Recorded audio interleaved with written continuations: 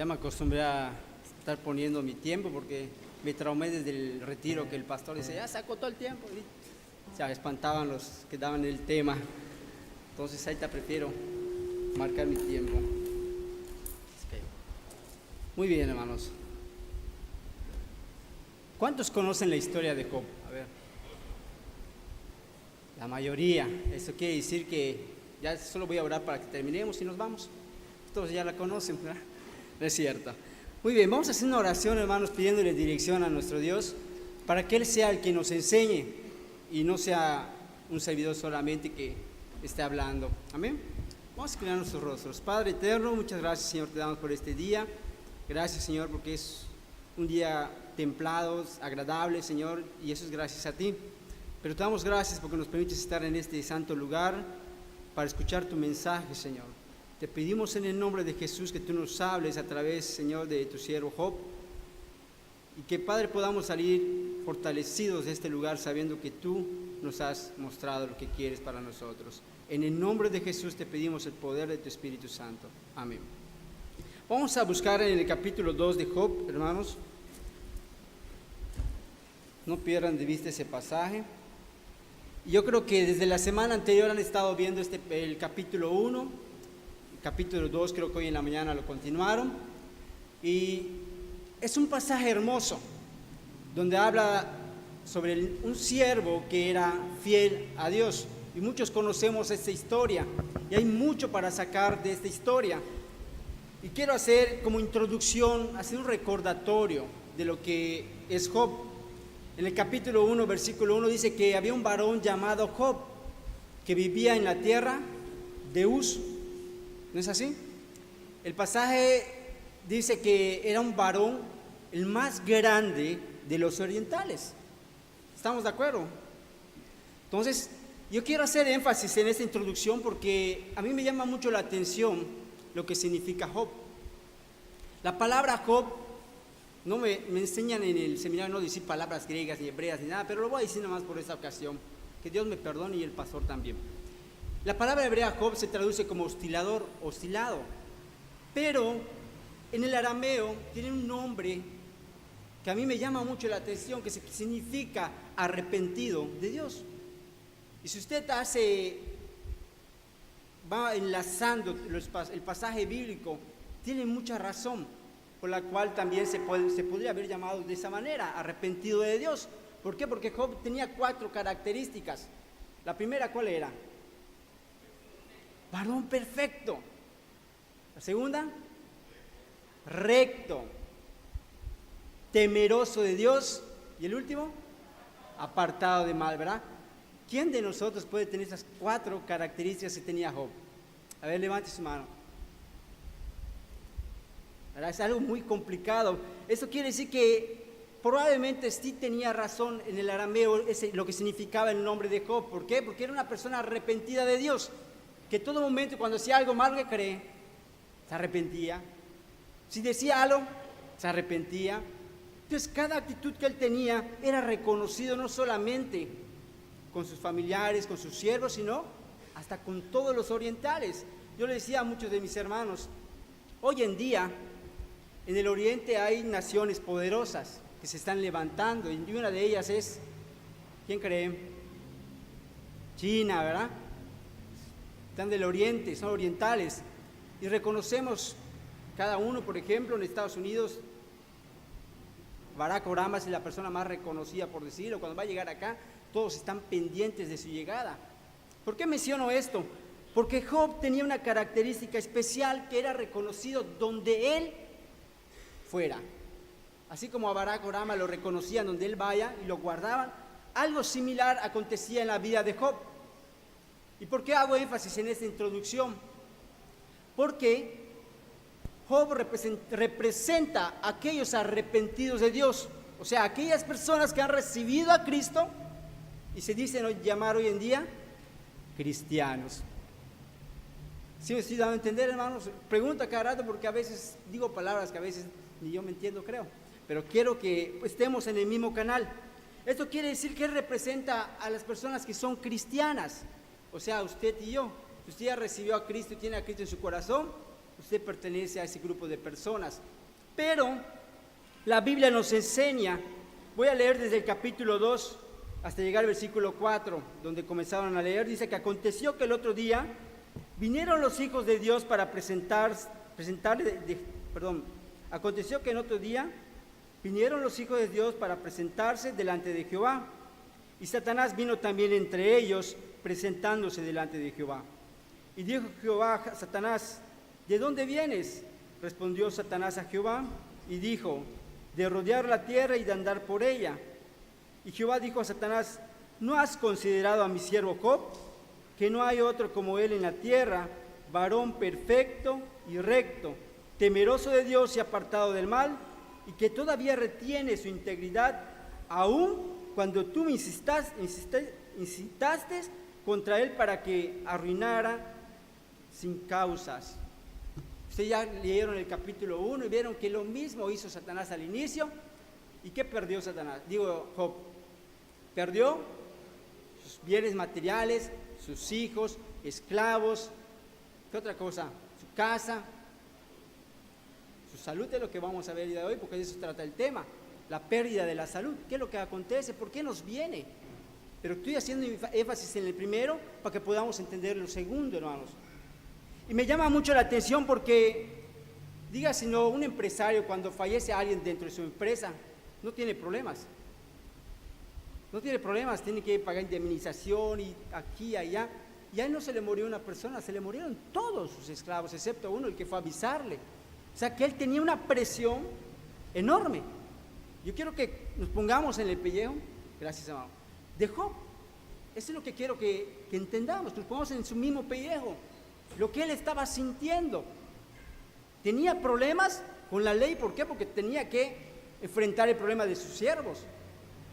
Se había quedado sin recursos para poder proveerles a las familias de los que trabajaban para él. Si así lo quiere ver, lo estoy aplicando hoy en día. Sobre todo no tenía nada, ni siquiera un techo donde reposar. Porque incluso dice la Biblia, dice, vamos a leer el versículo 4 y en adelante, dice: respondió Satanás y dijo a Jehová: piel por piel, todo lo que tiene el hombre dará por su vida. Pero extiende ahora su mano y toca su hueso y su carne, y verás si no blasfema en contra de ti en tu misma presencia. Y Jehová dijo a Satanás: he aquí, está en tu mano, mas guarda su vida. Entonces salió Satanás de la presencia de Jehová e hirió a Job con una enfermedad maligna desde la planta de su pie hasta la coronilla de su cabeza. Y en el versículo 8 dice: y tomaba Job un tiesto para rascarse con él, y estaba sentado en medio de ceniza. En la versión 977 de la Reina Valera, ¿sabe cómo lo traduce, hermanos? Que él estaba, cuando menciona la ceniza ya, se cree que él estaba donde se tiraba el desperdicio del lugar de Uz, como el basurero municipal y donde quemaban toda la basura. Allá se cree que él estaba sentado sobre esas cenizas. No tenía un reposo donde estar. 1, 2, lo habían sacado allá porque dice que esa sarna se traduce como erupción. No eran unas llagas normales como que te vas despellejando, sino que salía como erupción, materia. Prácticamente se podría decir que se estaba pudriendo en vida. Era algo muy doloroso para Job. Si van comprendiendo el sufrimiento de él, hermanos, porque yo como me pongo a leer este pasaje, la verdad se me enchina la piel. Por 2 razones. 1, porque siento lo que él sentía. Y 2, me da temor, ¿sabe por qué? Porque es curioso. Cada vez que me toca predicar sobre un tema, me tiene que pasar algo similar. Para ver si realmente estoy predicando con la verdad. Y eso ahorita me está calando por los huesos, hermanos. En serio. Sin embargo, me pongo a pensar, enlazando con lo que dice la versión 977 de la Reina Valera, él estaba muy, muy entristecido, por decir su corazón. En el capítulo 1 dice que en todo esto no pecó Job. Sin embargo, nos menciona en este pasaje la respuesta de Job. Ahora yo quiero hacer una pregunta, hermanos. ¿Cuántos de aquí hemos recibido bendiciones del Señor? Amén, ¿verdad? ¿Y cuántos quieren recibir maldiciones del Señor? A ver. Gloria a Dios por aquellos que levantaban su mano. Porque en el versículo 10 dice, y él dijo, como suele hablar una cualquiera de las mujeres, ahorita vamos a hablar sobre su mujer, fatuas, dice, has hablado. ¿Qué? Dice, hace una pregunta. ¿Recibiremos de Dios el bien y el mal no lo recibiremos? Y esta es una pregunta que como a veces como cristianos nos debemos hacer. Todas aquellas personas que vienen a los pies de Cristo, vienen con la intención, así honestamente, de buscar bendición. ¿No es así? Y la primera bendición que recibes al venir a buscar a Cristo y vienes a sus pies, Él te da el perdón de tus pecados. Te da el don de la fe para que tú puedas creer y confiar más en Él. La salvación, vida eterna, un cielo eterno donde vas a morar con Él. Hay muchas bendiciones que a lo mejor no has tomado posesión, pero mientras vas y tomas de ellas, aquí estando en la tierra, también recibes bendición. Te hace ser parte de un pueblo cristiano, de una familia que a lo mejor tú no conocías, pero que hoy en día ya puedes conocer a través, conforme tú te vayas involucrando. Pero me llama mucho la atención, hermanos, porque muchos de nosotros, cuando nos está yendo bien, estás pero fielmente en las cosas de Dios. Estás sirviendo, hermano, ¿qué puedo servir? Y que aquí estás, pero mira, hasta me asombro cuando estás así, de esa manera. Y le suele pasar a la mayoría de los cristianos. Pero ¿qué pasa cuando tú has pasado en la prueba de fuego? ¿Sabían que hay pruebas de fuego? La Biblia misma lo dice.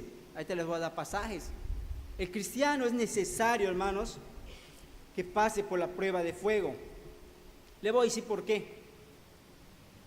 Porque es donde se muestra si realmente amas a Dios o no amas a Dios. Y en Santiago capítulo 1, versículo 2 dice, queridos hermanos, tened por sumo gozo cuando os halléis en diversas pruebas, sabiendo que la prueba de vuestra fe produce paciencia. Y la paciencia lleva a feliz término la obra de Dios. Yo quiero que tú entiendas en este día que tú eres parte de la obra de Dios. Eres un barro, tal vez sin forma.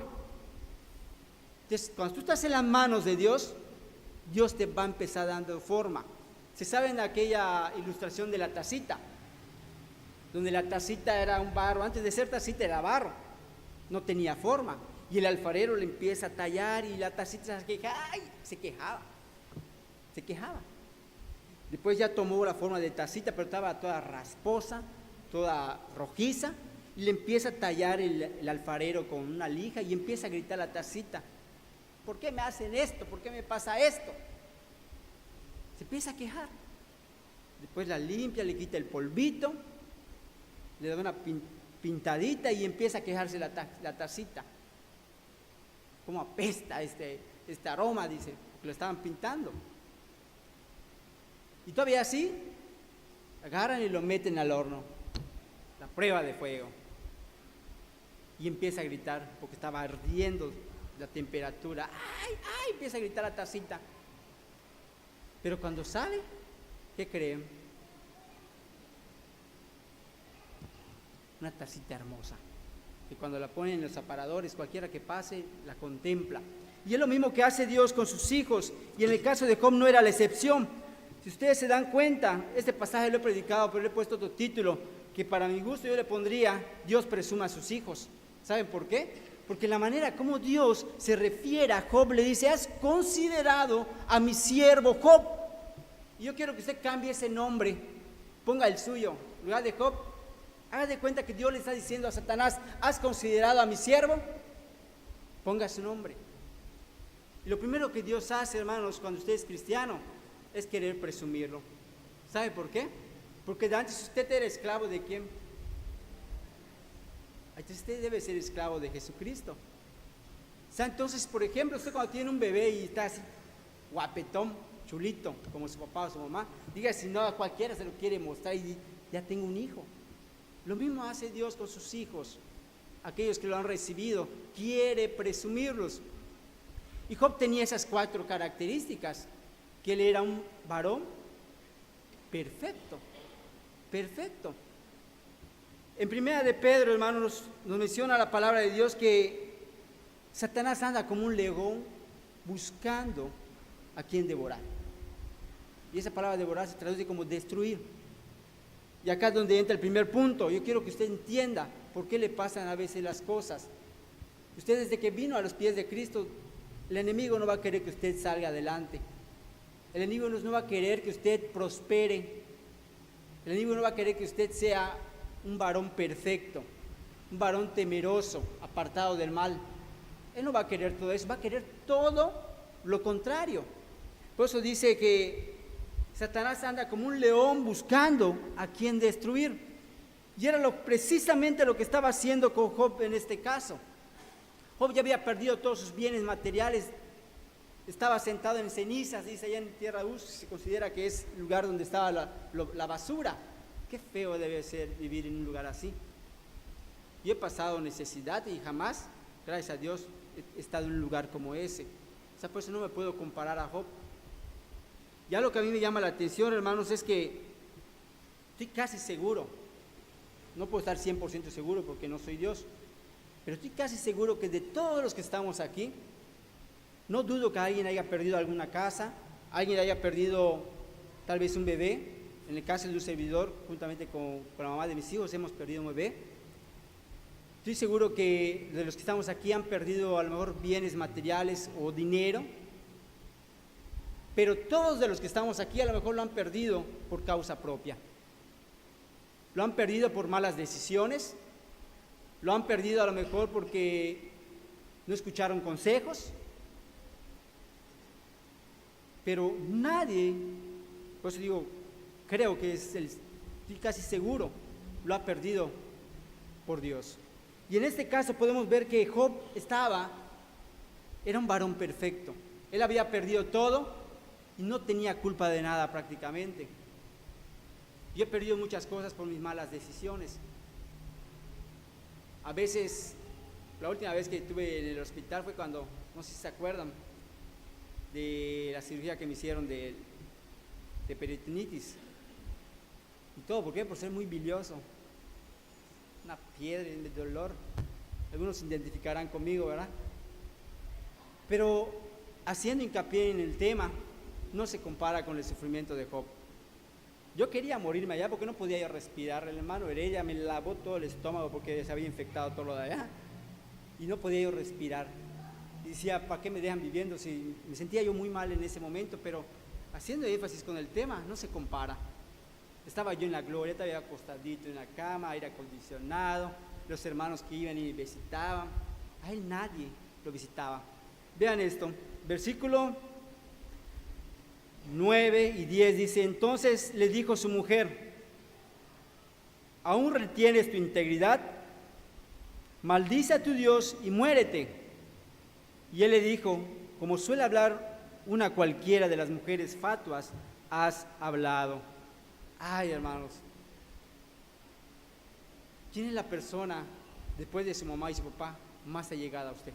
Si usted ya es casado, me entenderá. ¿Quién es la persona con la que usted pues pasa sus días felices? La persona con la cual comparte pues todo lo que tiene y dice que es la única persona en la cual puede confiar. Diga si no, si es su cónyuge. Cuando la relación anda bien, la cónyuge o el cónyuge son los más cercanos. Y vemos en este caso que en el caso de Job habías dicho, Dios te hubiese llevado primero a la mujer, ¿verdad? Porque soy malo. Pero en este caso lo dejaron de último a la mujer, a Job. Su único consuelo era prácticamente su mujer. Pero a lo último, su mujer misma le dice: ¿sabes qué? Ya no soporto esta miseria, ya no soporto que nos hayamos quedado sin casa, que mis hijos se hayan muerto, y encima te tengo que cuidar a ti. ¿Sabes qué? Mejor maldice a tu Dios y muérete, le dice. Me sorprende.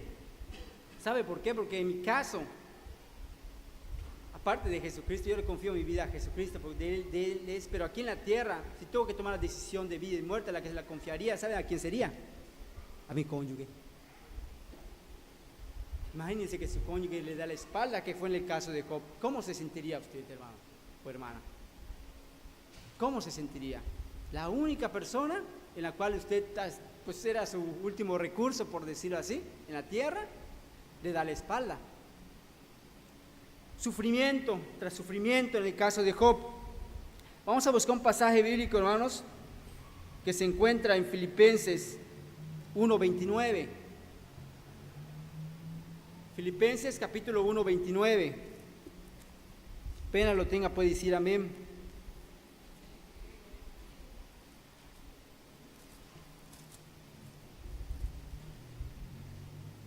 La palabra de Dios dice: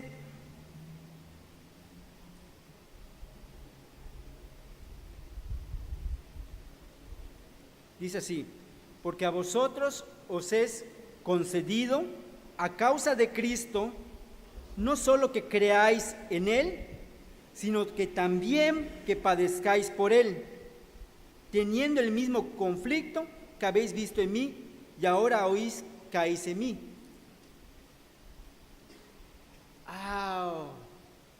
Les preguntaba ahorita, ¿a quién les gustan las bendiciones? Todos levantaban su mano. ¿Quiénes quieren padecer? Algo muy complicado, hermanos.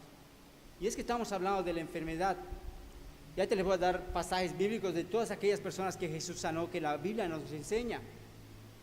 Pero la verdad, hermanos, a nadie de nosotros nos gusta sufrir.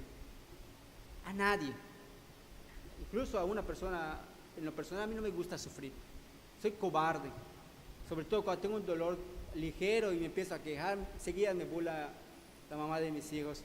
Tú no sabes qué es dolor, me dice. ¿De verdad? Estoy casi seguro que nos identificamos en eso. Pero no hay peor dolor, hermanos, que el alma. Job estaba sufriendo porque habían muerto sus hijos. Eso lastima el alma. Estaba sufriendo, ¿por qué? Porque no entendía por qué le estaban aconteciendo las cosas. Así como muchos de nosotros, cuando nos pasa algo, no entendemos sus propósitos. Pero la Biblia nos dice que debemos sentirnos bienaventurados, bendecidos de Dios cuando se dicen diversas pruebas. Y una de las pruebas es que nosotros seamos perfeccionados, que seamos como esa tacita de ilustración que les puse. Ese es uno de los propósitos. Dice acá que tenemos que padecer, así como Cristo ha padecido, tenemos que padecer nosotros. Y como les decía hace un ratito, muchos de nosotros no hemos padecido muchas veces, pero por causa nuestra, no por causa de la palabra de Dios, ni por causa de Dios. Vamos a buscar otro pasaje bíblico donde tenemos que tener un poquito de cuidado, hermanos. Cuando nos vengan las pruebas, cuidemos nuestra boca de decir algo delante de Dios. ¿Por qué? Porque dice la Biblia que en el versículo 10, que en todo lo que había pasado Job, no pecó. En todo. Prefirió cerrar su boca. Vamos a buscar Hebreos, capítulo 12, versículo 15.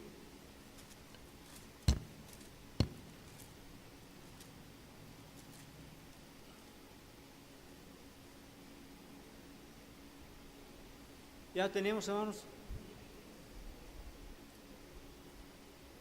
Dice la Escritura: mirad bien, no sea que alguno deje de alcanzar la gracia de Dios, que brotando alguna raíz de amargura os estorbe, y por ella muchos sean contaminados. Así honestamente, hermanos, en el 2012, bueno, este año que pasó, fue un año, y muchos de los que mis hermanos diáconos que están acá saben los problemas que he tenido. Les digo una cosa, todo por causa de predicar el Evangelio. Satanás me ha estorbado, y ¿saben qué? Lo he brincado. Pero llega un punto en el cual, si usted analiza el pasaje bíblico de Hebreos, ¿cómo dice? Ya lo perdí.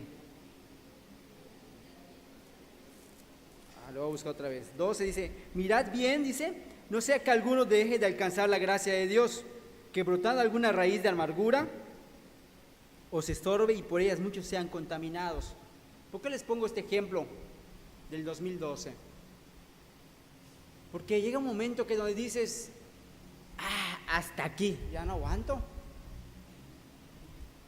¿Qué he hecho? Si te estoy sirviendo, te estoy haciendo esto, te estoy haciendo lo otro, ¿por qué me tratas así? ¿No le ha pasado eso en su corazón de usted? ¿No? Cuide de que no haya que no brote esa raíz de amargura. Pero a mí me gusta hablar claro, hermanos. Cuando uno está pasando por pruebas difíciles, la concupiscencia empieza a atacarle. Empieza a querer trabajar en usted para ganar sus emociones y deprimirlo y hundirlo cada día más. Eso es lo que pasa en el cristiano. El que se queda firme, cuídese de no caer, dice la Biblia. Y usted como cristiano tiene que mantenerse firme, cuidándose de los ataques del enemigo. 2012 fue un año muy terrible para un servidor, tanto en lo económico como poco en salud, pero sobre todo en lo emocional, donde el diablo estuvo atacando fuertemente, queriendo destruir todo, hermanos. ¿Saben por qué? Porque Satanás no quiere ver una iglesia en Numam, ¿lo sabía? Satanás no quiere ver una iglesia en Civicac, que es donde Dios me está utilizando. Y él quiere derrumbarme. Hasta antes de que yo vaya a Humana a vivir, me quiso estorbar. Lo he brincado, con sufrimiento, pero lo he brincado. Y dice acá que debemos cuidarnos. Mirad que no brote ni una raíz de amargura. Debe cuidarse. Si se identifica en su mente que está siendo atacado por el enemigo, repréndalo en el nombre de Jesús. No se deje manipular por él. Él es muy bueno para eso. Le gusta manipular. Y a mí me gusta poner este ejemplo. Y yo lo apliqué en mi vida cuando vinieron los problemas. Yo le decía a los jóvenes de las misiones, cuando ustedes son tentados para el pecado, imagínense que Satanás les tiene con cuerdas queriendo manipularles como un títere, para que hagan lo que él quiere. Y en mi caso, cuando vinieron los problemas y venían esto, me aplicaba yo mismo lo que enseñaba. ¿Me quieres tener como un títere? No lo vas a conseguir. Yo creo que Job acá estaba pensando lo mismo, hermanos. Dice que en su corazón de él no brotó ni una raíz de amargura, ni una. Él se mantuvo, como lo dice la Biblia, se mantuvo perfecto, que eso se traduce como una persona madura. Tomó las cosas con madurez, no inmaduramente. Inmaduramente hubiese sido, ¿por qué me mandas esto a mí, Señor? Si todos los días estoy en el templo, si voy a las misiones, eso hubiese sido inmaduro. Si no, él continuó, se comportó. Lo otro que dice es temeroso de Dios. Antes de hablar, cuido mejor lo que voy a decir. Sin embargo, hermanos, así honestamente, cuidémonos de no pecar delante de Dios. Otro pasaje bíblico, 1 de Pedro capítulo 4, versículo 12.